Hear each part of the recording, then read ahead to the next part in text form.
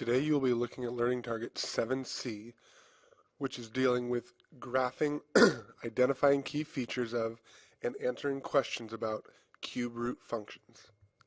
Please take a minute and get your Cornell notes set up so you are ready for the video.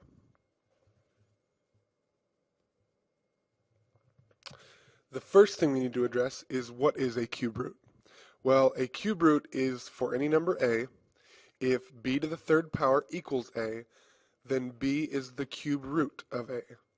For example, we will look at 4. 4 to the third power, or 4 times 4 times 4, equals 64. What that tells us then is that the cube root of 64 is equal to 4. Here on this page you'll find the first 9 cube roots that you need to remember and write down so that you have these as quick reference as we move through this learning target.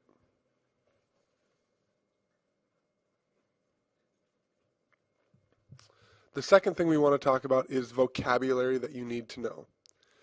The first vocabulary you need to know is vertex, which we've discussed before, and in the case of a cube root function, it is the center point that we look at. The second vocabulary you need to know is the end behavior, which is what happens to a cube root function as x approaches either positive or negative infinity. This will make more sense as we move forward through the slides and you see some examples of this.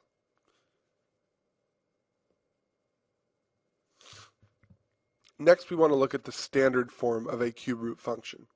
Now, a standard form of a cube root function is very similar to that of a square root function, with the only difference being the fact that we have this 3 here that denotes that it is a cube root function.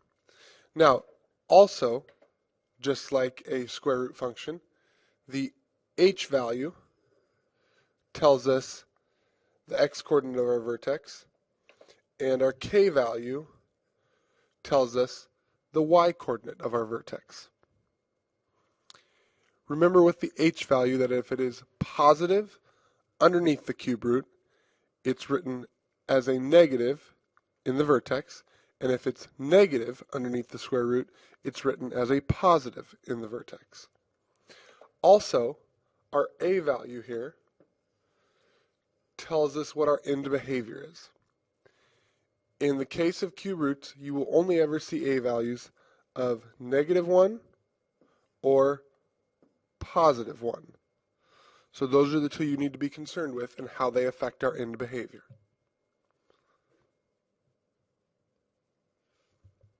Let's look at an example here. In order to graph a cube root function, we're actually going to use our graphing calculator. So again, we want to go to y equals, and then in order to get a cube root, we have to hit the math button. We want option 4, because it's cube root. And then in this case, we're going to put x, close our parentheses, and hit graph to get a feel for what the graph looks like. Now, once we have a general picture, we want to look at our table to get exact points. So we go onto our table, and we look for this spot where there are 3 whole number values in a row. Here we see we have to graph the point -1, -1, the point 0, 0, and the point 1, 1. Now we're going to look for 2 more points, one on either side of this. So if we go up on our screen, our next point we find that direction is -8, -2. So to the left 8, down 2. And then if we scroll down on our table, we find the point +8, +2.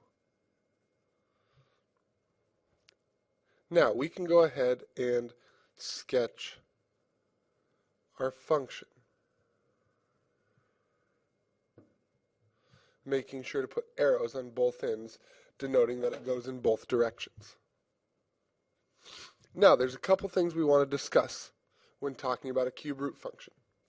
The first one is, what is the vertex? Well, we said the vertex is our center point, which is right here. So that point right there is our vertex, which in this case is the point 0, 0. The other two things we want to discuss, first we want to talk about domain and range.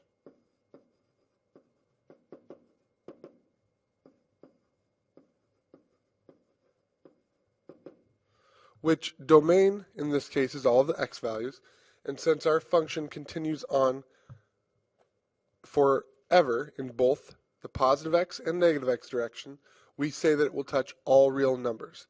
And we use this symbol of an r with two lines to denote that. Our range, because our function will continue growing upward in the y direction and downward in the negative y direction, will also hit all real numbers. So we use the same sign to denote that, and we're just going to make a little note here so that we know that those symbols mean all real numbers.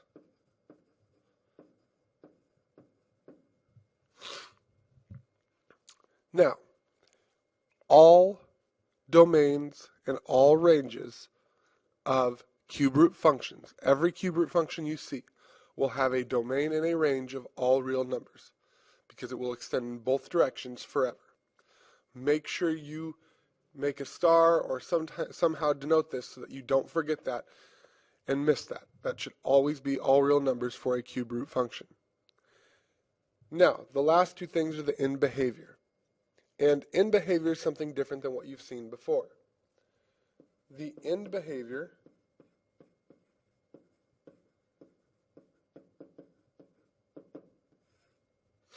is written as x approaches infinity, what happens to y, and then as x approaches negative infinity, what happens to y.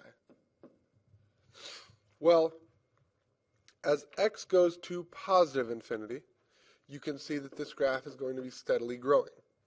That means that as x approaches positive infinity, y also goes to positive infinity. And then if you look at the flip side, as it's decreasing on the x value, the y value is also steadily decreasing. So we know that since there's no stopping point, as x goes to negative infinity, y will also go to negative infinity. Let's look at a second example where we have a little bit more going on with our function. Here we have the cube root of x minus 5 plus 3. So we're going to go ahead and go back to our y equals, clear out what's there.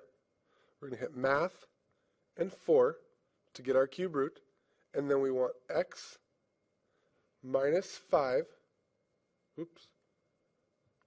minus 5, and we have to make sure to close our parentheses after that because we only want the minus 5 underneath the square root. Then we can add that plus 3, hit graph to get a visual,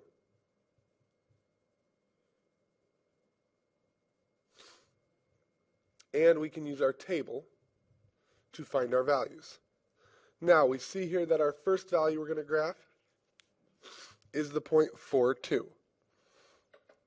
So we go to the right 4, up 2, put our point, to the right 5, up 3, put our point, and to the right 6, up 4, and graph our point.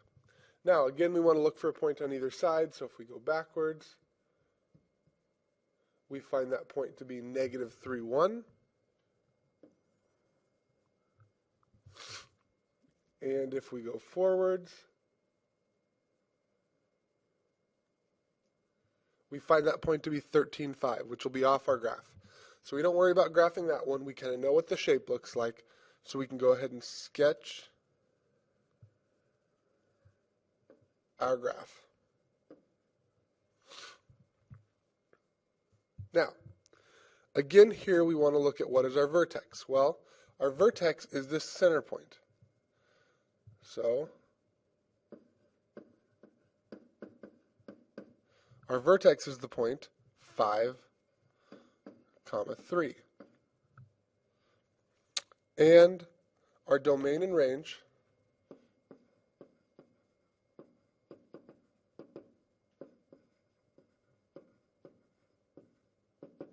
are both still all real numbers because that holds true for all cube root functions. And then we want to write our end behaviors. So, as x approaches infinity, we want to know what y does. Well, in this case, since y is still increasing, y is going to approach positive infinity. And then, as x approaches negative infinity, we want to look at what y does. Y is decreasing, so y would be approaching negative infinity in this case. So we want to make sure we look at is the graph increasing or decreasing, and that tells us whether it's approaching positive or negative infinity. Let's look at one more example where it has one little add-on for you. That is when we have a negative in front of the square root. So in this case, we're going to go back to our calculator. We have to make sure we type in the negative first, then math and 4 to get our cube root sign. Inside we're going to put x plus 1, close our parentheses because that's the only thing that's under the square root, hit plus 3, hit graph to get a visual, and once we have our visual, we're going to go ahead and use our table to come up with our values. So here we start going back, and we find our first value we're going to graph at negative 2, up 4. So left 2, up 4. We have the point negative 1, 3. And we have the point 0, 2. Now, in order to find those other 2 points, we're going to go back in either direction. So one of our points is going to be negative 9, 5. And the other point that we're going to use is 7, 1. So we can go ahead and sketch our graph.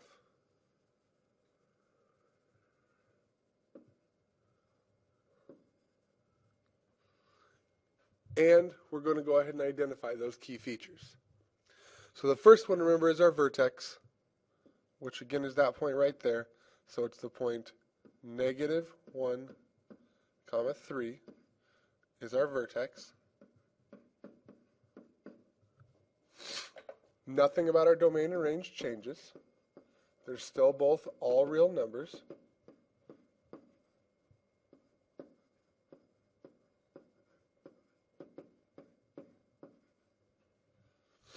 And lastly, we want to look at what is our end behavior. In this case, it's changed because as x goes to positive infinity, y is decreasing, so y is going to be going to negative infinity. And as x goes to negative infinity, y is increasing, so y is going to be going to positive infinity. Make sure you have this in your notes, and feel free to ask myself, Mr. Braychek, or Ms. Knudsen questions if you have any.